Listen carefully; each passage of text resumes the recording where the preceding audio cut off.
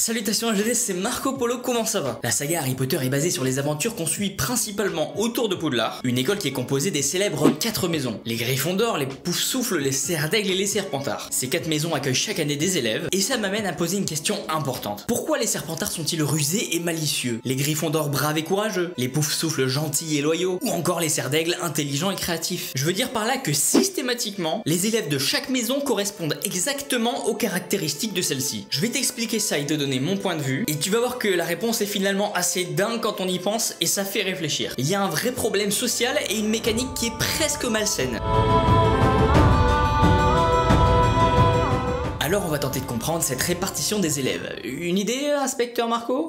Je pense que c'est tout simplement parce que le choix pas magique choisit les élèves courageux et les envoie à Gryffondor et ainsi de suite pour les autres maisons. Oui, mais non. Et quel est ton argument? Déjà, un être humain, même un sorcier, ne se résume pas à 5 ou 6 traits de personnalité. On peut tout à fait être gentil, mais malicieux. Pourtant, on voit que les élèves collent énormément aux traits de leur maison. Ma réponse à cette question mérite un certain développement. On peut répondre à ça en disant qu'ils sont répartis dans ces maisons justement parce qu'ils ont les caractéristiques que prône leur maison dans leur personnalité. Par exemple, les Serres d'Aigle sont choisis pour leur intelligence. C'est pas pour me vanter, hein, mais c'est ma maison, quoi, voilà. Hein, bah...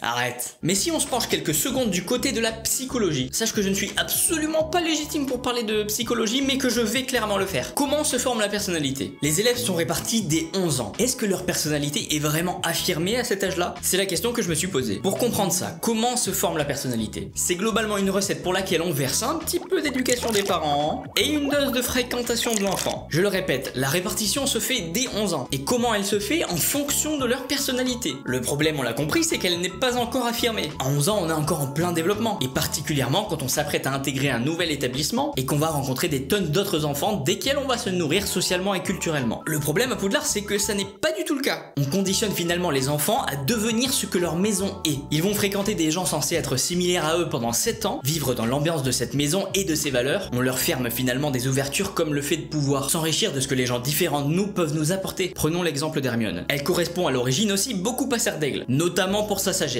Enfin, son surplus de sagesse. Maintenant, si ça vous dérange pas, je vais me coucher avant que l'un de vous ait encore une brillante idée pour nous faire tuer.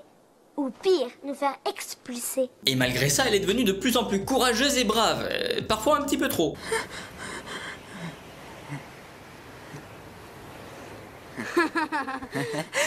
Hermione, ça fait du bien.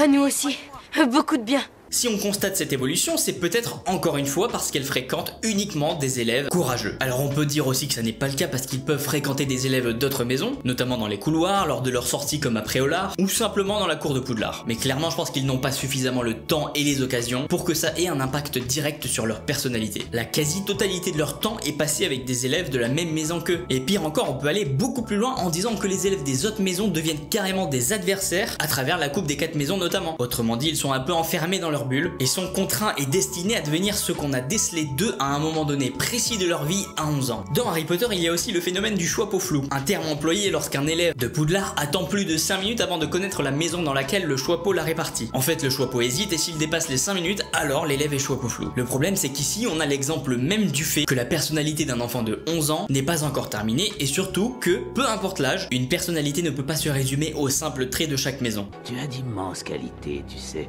je le vois dans ta tête.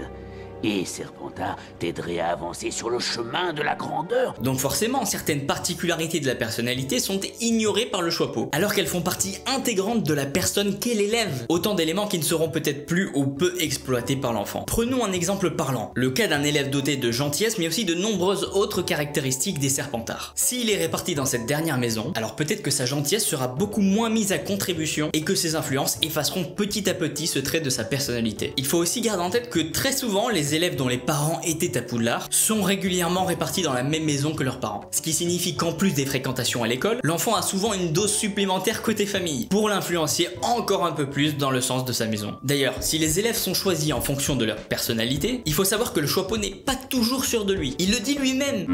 Difficile, très difficile. Dans le livre, on a le droit à la fameuse chanson du choix peau qu'on ne voit pas dans les films. Et chaque année, il y a une chanson différente lors de la répartition. Dans celle de 1995, il dit à un moment. Maintenant, le choix pot magique est là et vous connaissez tous le résultat. Je vous répartis dans les 4 maisons puisque l'on m'a confié cette mission. Mais cette année, je vais en dire plus long. Ouvrez bien vos oreilles à ma chanson, bien que condamné à vous séparer, je ne peux pas m'empêcher de douter. On voit qu'il n'est clairement pas toujours sûr de lui. Et malgré ça, il prend le risque d'enfermer l'élève dans la catégorie sociale que sera sa maison. D'ailleurs, J.K. Rowling a expliqué sur le site Wizarding World d'avoir réfléchi à plusieurs façons de répartir les élèves. Parmi les idées, une machine magique ou encore des statuettes des fondateurs qui choisissent leurs élèves. Elle a ensuite listé les façons dont on peut répartir les élèves, comme la courte paille, un choix avec des capitaines d'équipe, un nom sorti du chapeau avant de dériver sur le choix pot. Alors d'après toi, est-ce que cette méthode de répartition est bonne? Ou alors est-ce qu'elle conditionne les élèves et freine leur potentiel? Je suis curieux d'avoir ton avis en commentaire. J'espère que tu as passé un très bon moment devant cette vidéo. Si c'est le cas, pense à t'abonner pour me soutenir et puis pour ne pas louper les prochaines vidéos. Je te remercie d'avoir regardé cette vidéo, c'était Marco Polo et puis je te dis à très vite.